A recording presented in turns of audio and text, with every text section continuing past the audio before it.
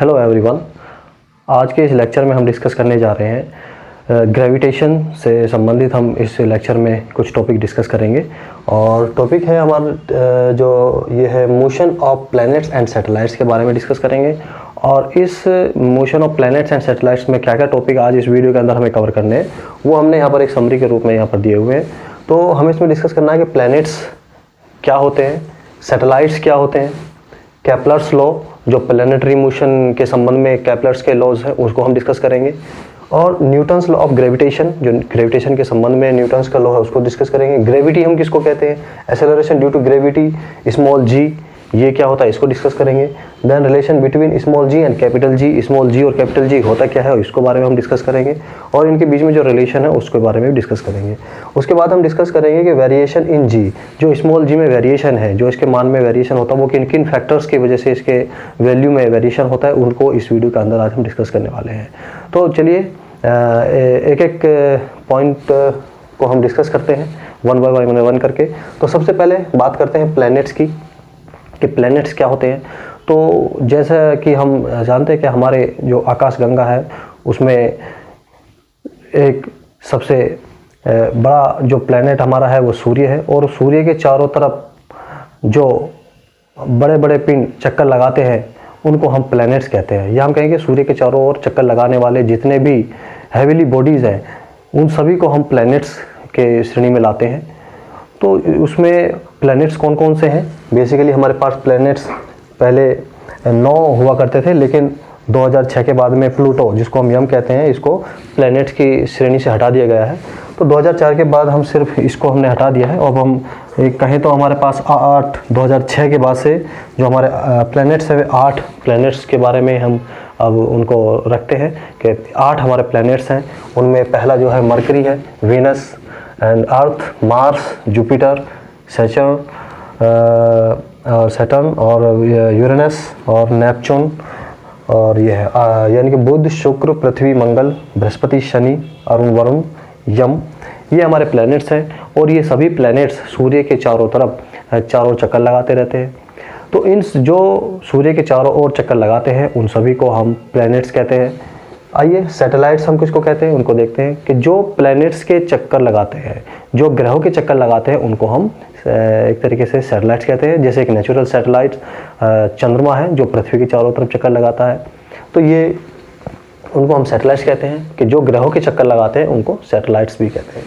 तो यहाँ पर देखते हैं कि जो सन के सबसे पास होता है वो मरकरी होता है, और जो हमारी पृथ्वी होती है वो सूर्य से तीसरे स्थान पर वहाँ पर होती है। सबसे दूर का जो ग्रह है वो यहाँ पर इसमें देखें तो वो नेपच्यून सबसे दूर का ग्रह है डिस्टेंस की अगर मैं बात करें तो ये सैटेलाइट्स हैं। तो अभी तो सैटेलाइट्स हम उनको कहते हैं जो ग्रहों के चक्कर लगाते हैं, और प्लैनेट्स हम उनको कहते हैं जो सूर्य के चक्कर लगाते हैं। तो इससे आगे बढ़ते हैं। जो ग्रहों की गति के संबंध में जो केपलर्स के लॉ हैं वो क्या है उनको हम डिस्कस करते हैं कि ग्रहों की गति के संबंध में केपलर्स के लॉज क्या है। केपलर के नियम यहाँ पर 3 नियम के बारे में हम डिस्कस करते हैं। तो आइए वन बाय वन करके हम 3 नियम के बारे में पढ़ते हैं कि केपलर्स के ग्रहों के संबंध में क्या नियम है। केपलर्स ने ग्रहों की गति के संबंध में ये प्लैनेट्स के मोशंस के संबंध में 3 यहाँ पर नियम दिए हैं। जो फर्स्ट लॉ है यहाँ पर वो इसको हम डिस्कस करते हैं। फर्स्ट लॉ,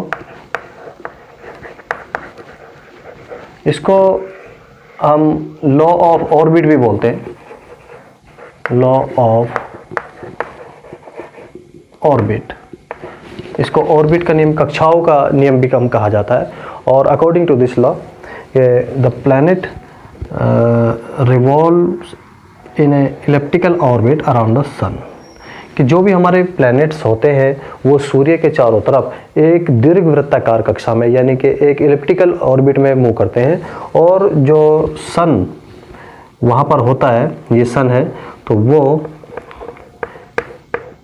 एक फोकस पर होता है। जो कक्षा हमारी दीर्घवृत्ताकार कक्षा है उसके एक फोकस पर यहाँ पर होता है। तो जितने भी हमारे प्लैनेट्स होते हैं, मान लीजिए ये प्लैनेट है और ये प्लैनेट जो सूर्य के चारों तरफ चक्कर लगाते हैं वो दीर्घवृत्ताकार कक्षा में यानी कि इलिप्टिकल ऑर्बिट में वहाँ पर चक्कर लगाते हैं। और जो सन होता है वो इस दीर्घवृत्ताकार कक्षा के इलिप्टिकल ऑर्बिट के एक फोकस पर किसी एक फोकस पर स्थित होता है, इस तरह से। तो this is the law of orbit. तो ग्रह की ऑर्बिट के संबंध में जो लॉ था वो पहला नियम है केपलर का। तो ये पहला नियम है कि जो भी कोई जो प्लैनेट सन के तरफ घूमते, चारों तरफ घूमते हैं, तो वे एक दीर्घवृत्ताकार कक्षा में चक्कर लगाते हैं। इसका सेकंड लॉ के बारे में अगर बात करें, सेकंड लॉ, इसको हम लॉ ऑफ एरियाज भी कहते हैं, लॉ ऑफ एरियाज, इसको लॉ ऑफ एरियाज भी हम यहाँ पर कहते हैं। क्या है ये, इसको समझते हैं। इसमें मान लेते हैं कि कोई एक प्लैनेट यहाँ पर ए पॉइंट से बी पॉइंट पर वहाँ पर आ जाता है। तो यहाँ से अगर हम देखें, अगर इसकी यहाँ पे ये डिस्टेंस एक तरीके से ये अगर हम बात करें, ये यहाँ से ये पोजीशन है, और यहाँ पर ये एक कोई भी एरिया, ये ए से बी पॉइंट तक पहुँचने में वो इतना एरिया कवर करता है। और मान लेते हैं अगर वो यहाँ पर एक सी पॉइंट है और यहाँ पर एक डी पॉइंट है, तो सी से डी पहुँचने में वो इतना एरिया कवर करता है।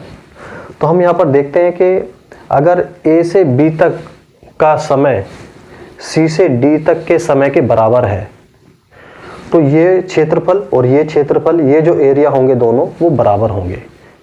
यानी कि अगर कोई पार्टिकल, या हम कहें कि जो सेकंड लॉ ऑफ है, ये लॉ ऑफ एरियाज, ये क्या है कि जब कोई प्लैनेट किसी सूर्य के चारों तरफ दीर्घवृत्ताकार कक्षा में घूमता है, तो वो समान समय अंतराल में, इक्वल टाइम ऑफ इंटरवल में इक्वल एरियाज कवर करता है।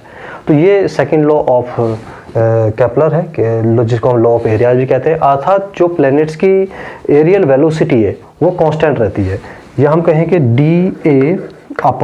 dA/dt is equal to constant. This is the second law, Kepler second law, कि जब कोई प्लैनेट सन के चारों तरफ घूमता है तो उसकी एरियल वेलोसिटी रिमेंस, उसकी एरियल वेलोसिटी वो कांस्टेंट रहती है। एरियल वेलोसिटी कांस्टेंट का क्या मतलब है यहाँ पर, कि जो कोई भी प्लैनेट जब दीर्घवृत्ताकार कक्षा में घूम रहा है तो वो समान समय अंतराल में समान क्षेत्रफल वहाँ पर तय करती है। तो ये दूसरा नियम हमने डिस्कस किया। इसका तीसरा नियम पे आते हैं, इसको हम लॉ ऑफ पीरियड्स भी कहते हैं, लॉ ऑफ पीरियड्स। ये आवर्तकाल का नियम भी इसको कहा जाता है, कि जब कोई प्लैनेट सूर्य के चारों तरफ चक्कर लगाता है तो उस प्लैनेट का जो आवर्तकाल होगा और उसका जो स्क्वायर होगा वो प्लैनेट को और सन से को मिलाने वाली जो उसकी औसत डिस्टेंस है, जो उसकी एवरेज डिस्टेंस है r, उसके क्यूब के प्रोपोर्शनल होता है। ये लॉ ऑफ पीरियड्स है, आवर्तकाल के संबंध में नियम है, कि जब भी कोई प्लैनेट सूर्य के चारों तरफ चक्कर लगाएगा तो उसके आवर्तकाल का, उसके टाइम पीरियड का स्क्वायर और जो सन और प्लैनेट के बीच की एवरेज डिस्टेंस है उसके क्यूब के प्रोपोर्शनल होगा। या हम कहें कि जब कोई प्लैनेट सन के चारों तरफ घूमता है तो उस प्लैनेट के आवर्तकाल का जो स्क्वायर है वो उन दो सन और प्लैनेट के बीच की जो औसत दूरी है उसकी तृतीय घात के अनुक्रमानुपाती होता है। तो इसको हम लॉ ऑफ पीरियड्स भी कहते हैं। तो ये केपलर्स के 3 नियम थे जो हमें पता होने चाहिए और एग्जाम में भी काफ़ी बार ये पूछे जाते हैं। तो इस प्रकार इनकी एक्सप्लेनेशन आपको इस तरह से देनी है। चलिए नेक्स्ट टॉपिक को डिस्कस करते हैं कि न्यूटन्स लॉ ऑफ ग्रेविटेशन क्या है, इसके बारे में डिस्कस करते हैं। ब्रह्मांड में कोई भी 2 अगर वस्तुएं हैं जिनके अंदर द्रव्यमान है तो हमेशा वे एक बल से एक दूसरे को आकर्षित करती हैं।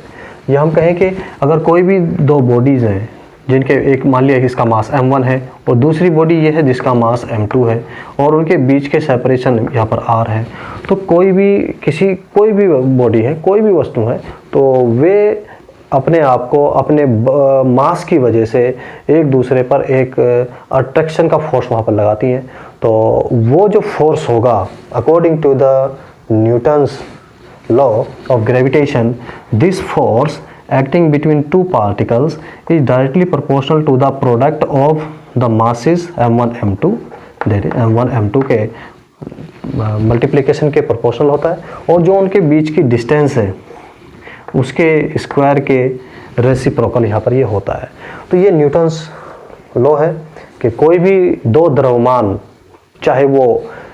हैवी द्रव्यमान मास रखते हो, चाहे वो बहुत लाइट मास रखते हो, तो हमेशा उनके बीच में एक अट्रैक्शन का फोर्स वहाँ पर काम करता है, और ये सदैव अट्रैक्शन का ही होता है, रिपल्सन का नहीं होता है। तो यहाँ पर जो ये फोर्स है, ये ग्रेविटेशनल फोर्स इसको हम कहते हैं। या हम कहें कि जो हमारी पृथ्वी, अगर इनमें से एक पृथ्वी है, तो पृथ्वी हमेशा अपने आकर्षण से दूसरी वस्तुओं को अपनी तरफ को आकर्षित करती हैं, तो वहाँ पे ये गुरुत्वाकर्षण बल कहलाता है। तो ये जो फोर्स है, इसको हम इस तरह से लिख सकते हैं, बराबर साइन यहाँ पर लगाएंगे और एक कांस्टेंट यहाँ पर लगाएंगे। यहाँ पर कांस्टेंट एक निकल के आता है जी, कैपिटल जी, हम यहाँ पर इसको लिखते हैं जी m1 m2 upon are square. यहाँ पर जी एक प्रोपोर्शनलिटी कांस्टेंट है, और इस जो यहाँ पर इसको कांस्टेंट को हम बोलते हैं, ये एक तरीके से यहाँ पर कांस्टेंट है, और इस कांस्टेंट को हम बोलते हैं ग्रेविटेशनल कांस्टेंट, या यूनिवर्सल ग्रेविटेशनल कांस्टेंट भी हम इसको बोलते हैं। ये होता है ग्रेविटेशनल कांस्टेंट, यहाँ पर ये होता है ग्रेविटेशनल कांस्टेंट होता है, और जो इसकी न्यूमेरिकल वैल्यू होती है वो होती है 6.67 इंटू 10 की power -11 newton metre square upon KG square. तो ये इसकी यहाँ से एक तरीके से यूनिट होती है जी की। तो जी की यूनिट कैसे हम फाइंड कर सकते हैं? जी को हम लिख सकते हैं कि G is equal to F into R square upon में यहाँ पर m1 m2। तो यहाँ से इसकी यूनिट आ जाएगी, यहाँ पे newton metre square upon mass m1 m2 तो केजी का स्क्वायर हो जाएगा यहाँ से। तो यूनिट यहाँ से निकल के आएगी newton metre square upon KG का स्क्वायर। और डायमेंशनल फार्मूले की बात करें, तो जब हम ये डायमेंशनल फार्मूला यहाँ पर इसको रखेंगे तो ये आएगा m-1 L की 3 T-2। तो इस तरह से यहाँ पर ये डायमेंशनल फार्मूला इसका निकल के आता है। अगर हम बात करें कि कैपिटल जी की डेफिनेशन क्या होगी, तो डेफिनेशन को समझने के लिए अगर यहाँ पर m1 is equal to m2 is equal to 1 कर दें और r भी यहाँ पर 1 हम ले लें, तो देखते हैं कि g इजिकल टू f के इक्वलेंट यहाँ पर आ जाता है। यानी कि g कैपिटल जी एक फोर्स है, वो ग्रेविटेशनल फोर्स है जो यूनिट मास के दो बॉडीज़ के बीच में अगर उनके बीच का सेपरेशन यूनिटी है तो वो जो उस पर काम करता है उसको हम ग्रेविटेशनल फोर्स कहते हैं। और इसकी जो न्यूमेरिकल वैल्यू होती है इट इज़ 6.67 इंटू 10 की power -11 newton metre square upon KG square होता है। तो ये एक तरीके से यहाँ पर कैपिटल जी के बारे में हमने बताया कि कैपिटल जी क्या है और जो न्यूटन्स लॉ ऑफ ग्रेविटेशन है वो क्या है। और Newton's law of gravitation always attractive nature में का ये होता है।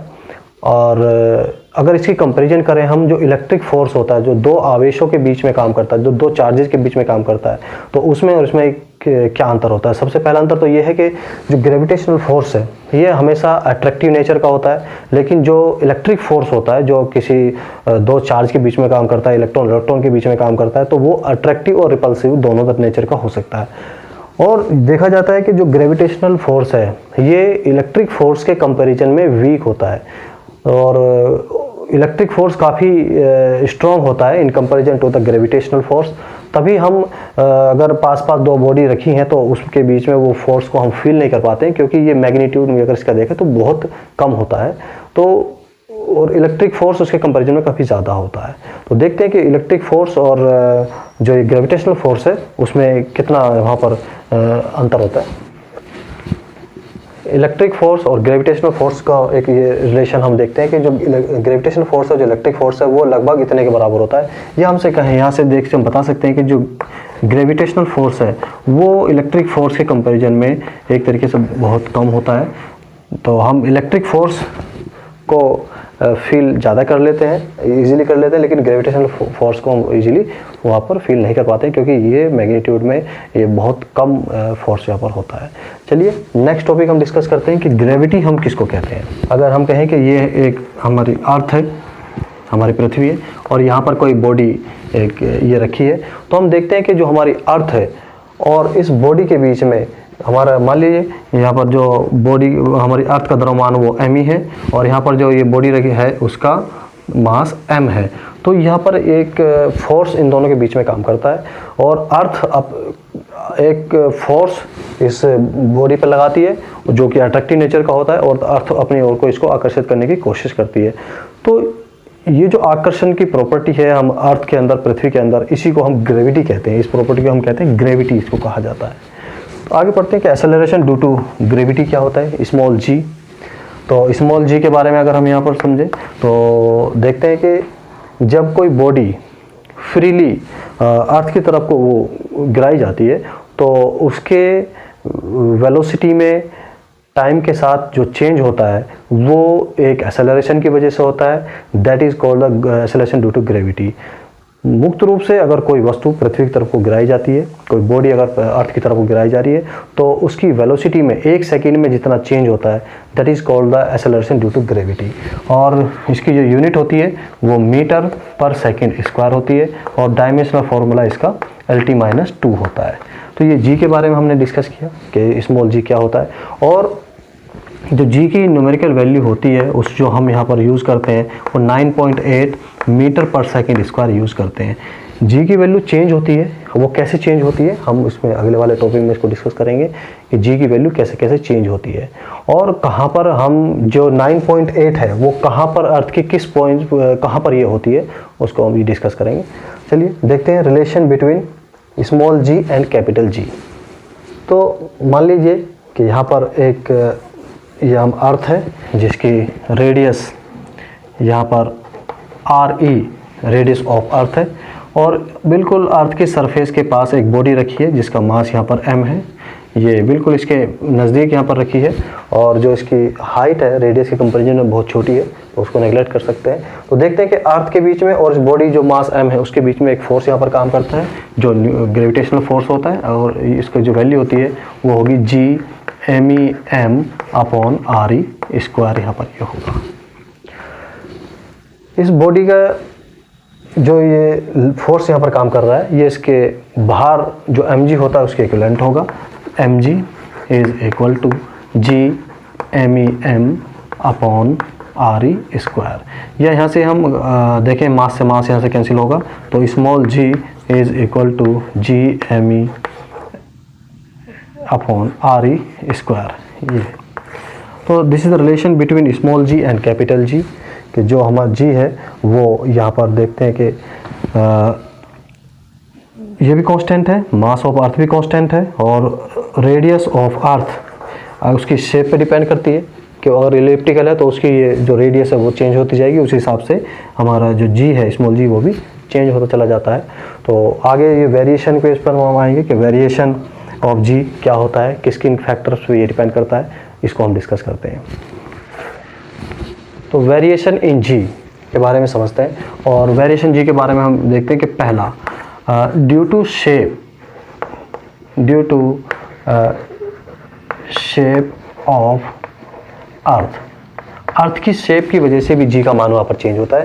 कि हम जानते हैं कि जो हमारी अर्थ होती है वो एक इलिप्टिकल शेप में यहाँ पर ये होती है और ये एक तरीके से ये सेमी मेजर एक्सिस होती है और यहाँ पर ये सेमी माइनर एक्सिस होती है और इसको हम यहाँ पर इक्वेटर बोलते हैं,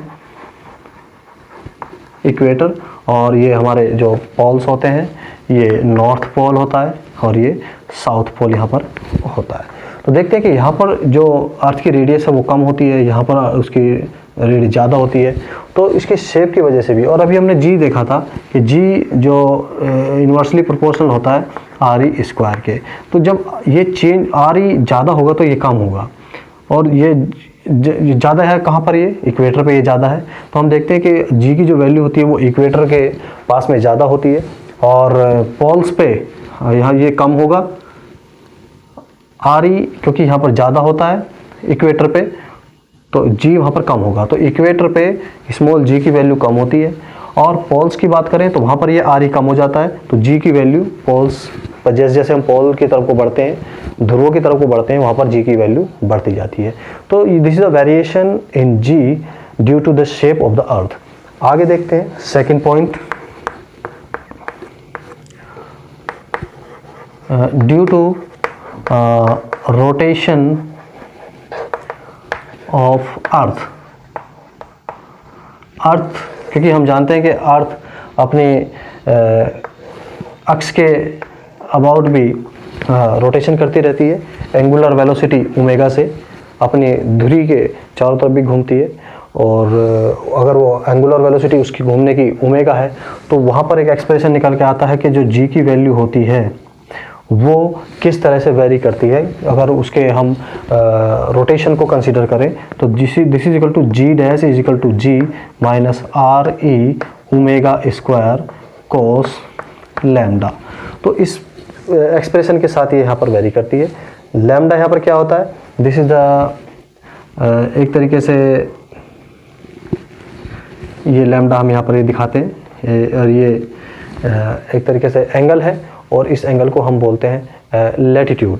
कि जैसे जैसे हम इक्वेटर से पोल की तरफ को बढ़ते जाते हैं तो लैम्डा जो यहाँ पर ये उसका लैटिट्यूड है वो धीरे धीरे भी बढ़ता चला जाता है, और उसी के साथ ही यहाँ पर ये जी की वैल्यू भी यहाँ पर चेंज होती है। अगर लैम्डा यहाँ पर देखें 0 डिग्री अगर यहाँ पर है तो cos 0 यहाँ पर 0 डिग्री का मतलब क्या है, इक्वेटर पर अगर यहाँ पर है तो G dash equal to G minus R E omega square यहाँ पर होता है। तो ये यहाँ पर एक तरीके से देखें तो मिनिमम वैल्यू यहाँ पर निकल के आती है, ये मिनिमम वैल्यू यहाँ पर आती है।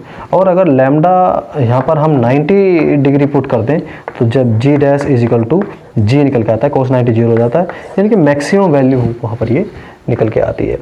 तो जो हम g की वैल्यू लिखते हैं 9.8 मीटर पर सेकंड स्क्वायर जो ये ली जाती है, ये lambda is equal to 45 degree और समुद्र तल से वहाँ पर ये ली जाती है।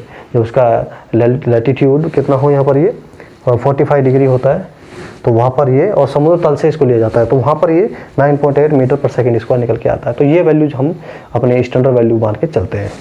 तो नेक्स्ट वेरिएशन जी में हम डिस्कस करते हैं अबव द अर्थ।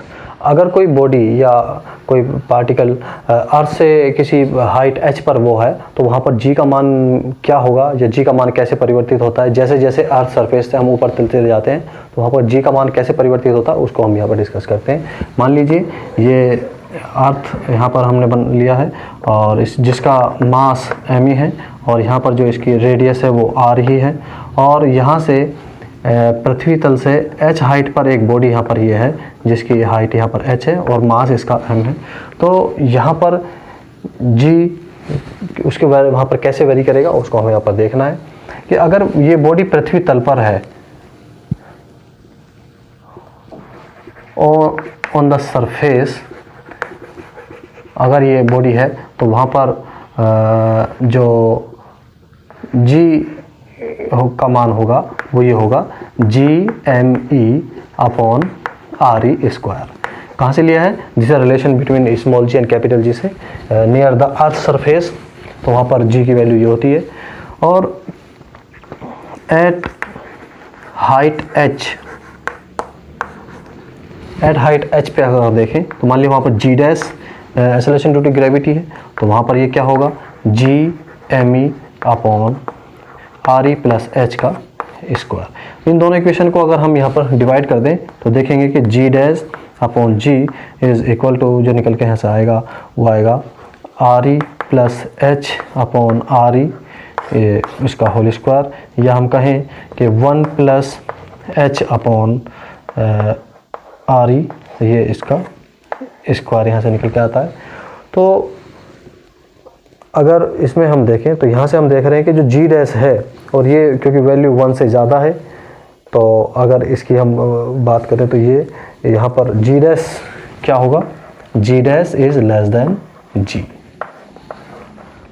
तो यहाँ से देख रहे हैं कि अगर हम जैसे जैसे पृथ्वी तल से हाइट h ऊपर चलते चले जाते हैं तो g का मान वहाँ पर घटता है।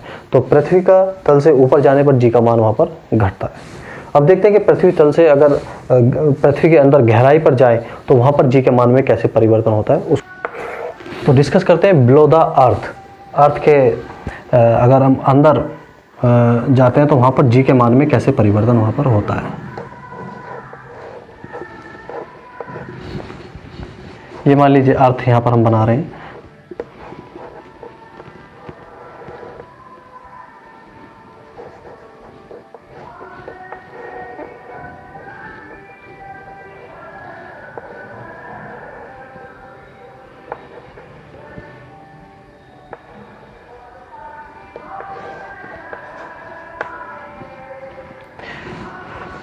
मान लीजिए अर्थ के अंदर h गहराई पर यहाँ पर एक भी बॉडी रखी है जिसका मास यहाँ पर m है, पृथ्वी की त्रिज्या यहाँ पर r है और पृथ्वी जो अर्थ का यहाँ पर मास है वो m ही यहाँ पर लिया गया है।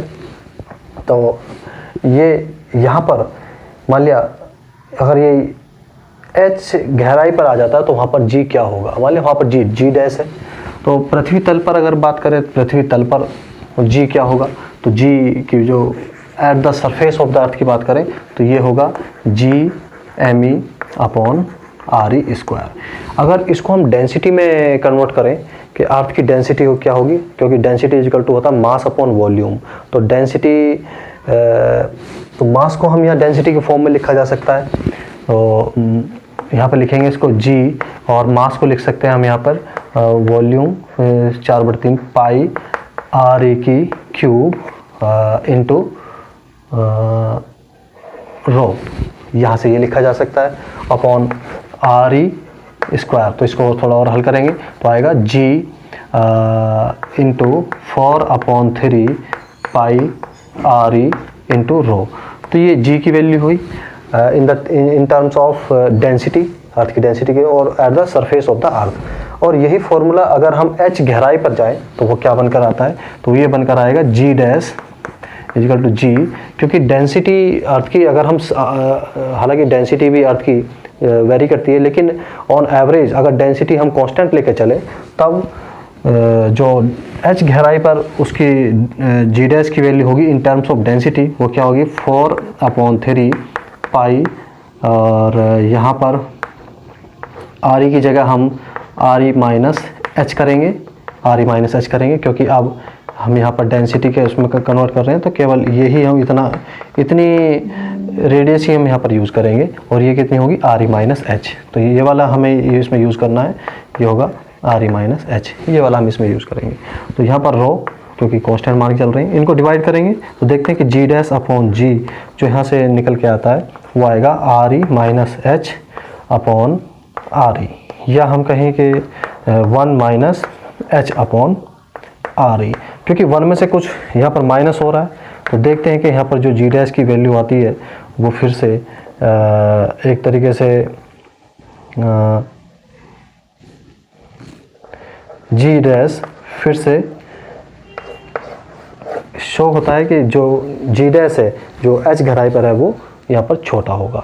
तो इस प्रकार हमने देखा कि पृथ्वी तल से ऊपर जाने पर या नीचे जाने पर, या पृथ्वी के रोटेशन से, या पृथ्वी की जो अर्थ की शेप है उससे G के मान में कैसे कैसे परिवर्तन होता है। तो इस प्रकार हम इसके वेरिएशन के बारे में हमने डिस्कस किया है। आगे भी motion of planet and satellite में और भी कुछ चीज़ें हैं, ऑर्बिटल वेलोसिटी है, एस्केप वेलोसिटी है, या उसकी पोटेंशियल एनर्जी क्या होती है, वो भी हम को आगे वाले वीडियो में वहाँ पर डिस्कस करेंगे। तो आज की इस वीडियो में हम इतने रखते हैं। Thank you.